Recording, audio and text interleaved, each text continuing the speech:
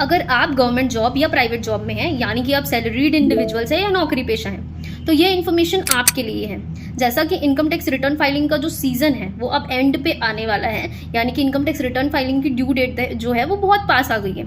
आप में से कुछ लोग होंगे जिनके एम्प्लॉयर या ऐसे ऑर्गेनाइजेशन जहाँ पे वो काम करते हैं, उन्होंने आपकी सैलरी में से TDS डिडक्ट किया है, यानी कि आपकी सैलरी में से जो टैक्स का पैसा बनता है वो उन्होंने डिडक्ट कर दिया है, आपको काट के वो पैसा दिया है। अब कुछ लोग हैं जो आपको ये क्लेम करते हैं कि हम आपका सारा पैसा जो टैक्स का कटा है वो आपको वापस दिलवा देंगे, रिफंड दिलवा देंगे, बस आप हमें इसका इतना पैसा बनता है वो दे दीजिए।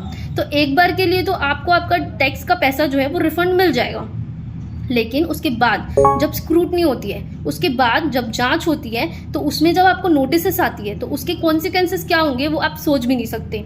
आपको जो पैसा आपने गलत तरीके से आपको करवाया गया है रिफंड, वो तो आपको चुकाना ही पड़ेगा वापस। इनकम टैक्स डिपार्टमेंट वो तो रिकवर करेगी ही, साथ में आपके ऊपर फाइन्स और पेनल्टीज भी लग सकती हैं। तो कृपया करके ऐसे ट्रैप्स में ना फंसे, सही तरीके से ही अपने रिटर्न्स को फाइल करवाएं। और जो लोग ये क्लेम कर रहे हैं और जो लोग फेक क्लेम्स करवा के अपना रिटर्न फाइल करवा रहे हैं, उनके ऊपर तो गवर्नमेंट एक्शन ले ही रही है। आप लोग रोज न्यूज़ में सुन भी रहे होंगे। तो एक टैक्स की प्लानिंग होती है और एक टैक्स की चोरी होती है। आप सही तरीके से अपने LIC रिसीट्स या फिर आप ले लीजिए आपका कुछ भी PF है और भी मेडिकल के जो डिडक्शंस हैं, मेडिकल इंश्योरेंस हो गया, इन सब के डिडक्शंस ले रहे हैं तो वेल एंड गुड, कोई परेशानी नहीं है। बट अगर आप गलत तरीके से टैक्स की चोरी कर रहे हैं तो फिर वो गलत चीज़ें हैं और वो उसके लिए income tax department strict action ले ही रहा है। तो आप थोड़ा बच के सही तरीके से अपना रिटर्न फाइल कीजिए।